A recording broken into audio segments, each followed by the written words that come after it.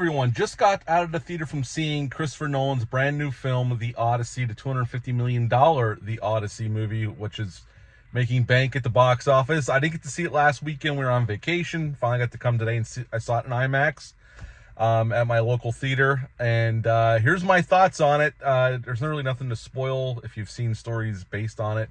So I'm just going to go into it.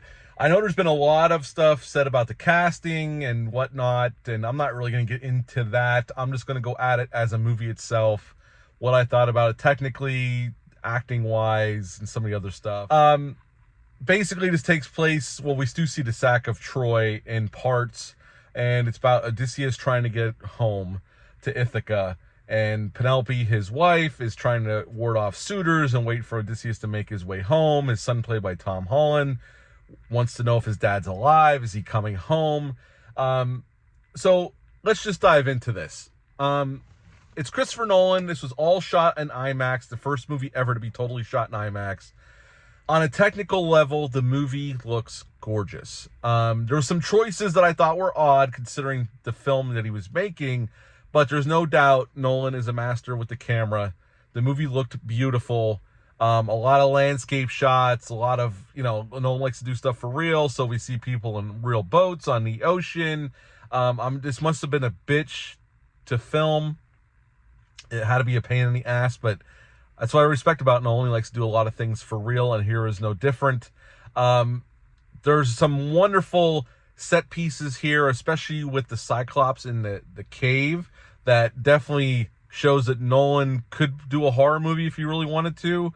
And I know they pulled it off with practical and a little bit of CGI, but it was pretty damn seamless. It looked fantastic. And then there's another standout horror-esque scene where the witch turns Odysseus' men into pigs, and it's definitely nightmare fuel, and it's very well handled by Nolan. Some of the battle scenes were really cool, really epic. I mean, this is Nolan doing a $250 million epic movie, and you could tell the money was put on screen. I do have a problem with one particular battle scene. We'll get into that in a moment. Casting-wise, it's a stacked cast. For any other movie, this would be an amazing cast, and it is an amazing cast, no doubt. Matt Damon, I like Matt Damon a lot. So him playing Odysseus, I didn't have a problem with it in theory. The problem was I never stopped seeing Matt Damon through the whole movie. He's good here, don't get me wrong. He's solid as all hell, and he's given a good performance. I just could not see Matt Damon. Anne Hathaway's good as Penelope. Tom Holland's Tom Holland. I like him as an actor, but I it's hard for me to. It's just Tom Holland playing Tom Holland. Robert Pattinson plays a terrific scumbag, and he's a terrifically scumbag here. John Leguizamo, who I do like as an actor, was really good here as well. Mia Goth's in the film. She's good for the little screen time she gets. I mean, Nolan can get anybody he wants to be in his films. And we get to see some, regulars of Nolan. Even Josh Stewart pops up. I was so happy to see him. He's in the movie as well. Okay. Overall, I thought it was a really solid movie. It's almost 3 hours long. I don't have a problem with a long movie.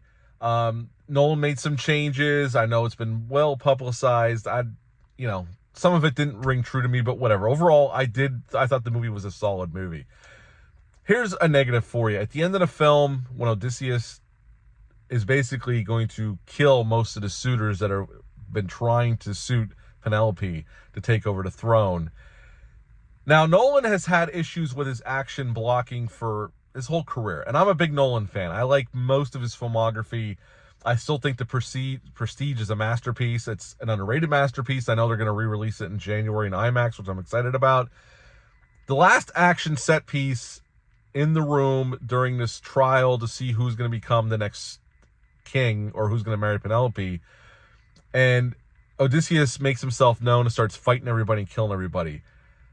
Some of the blocking was terrible. Some of the action choreography was terrible. It was not well shot whatsoever. For a movie that's technically amazing through 98% of the film, Nolan definitely dropped the ball in these last moments of the film. I just think, considering we've seen a movie similar to this in Troy, which I like Troy quite a bit. We get that 4K next month from Arrow. I would say the action in Troy is handled better than it is in this film. I have no problem saying that. But there are some tremendous set pieces in this film. I did enjoy it. Am I going to rush to see it again? No. The rewatchability on this film is going to depend on how much you really love it. I did enjoy the movie overall, and I'm going to give you my score in a moment. But rewatchability-wise, I don't know how often I would rewatch this one. I rewatch other Nolan films, no problem. I just don't think the rewatchability is going to be here for this one. Maybe in a few years, but I'm not going to be in a hurry to rewatch it. I did enjoy it. It's technically a marvel. It's shot on film, shot on IMAX cameras, looks absolutely gorgeous. Some wonderful scenes, except for that last action scene, as I said. The score, I wish he would have brought Hans Zimmer back. The score was very underwhelming.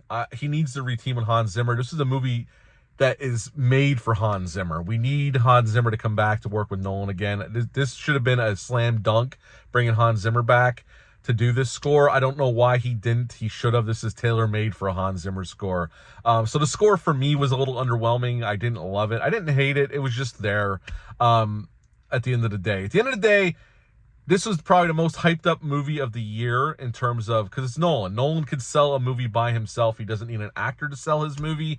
Nolan's one of the few directors working today that could sell a movie on his name and his name alone. And that's why I was excited about seeing it. After seeing it, I think it's a super solid movie, but I'm not going to be in a rush to rewatch it. I would give the Odyssey, Christopher Nolan's The Odyssey, I would give it an 8 out of 10 right now. I'll watch it eventually down the line, but for right now, I'm satisfied. I got to see it. It's definitely worth seeing on IMAX.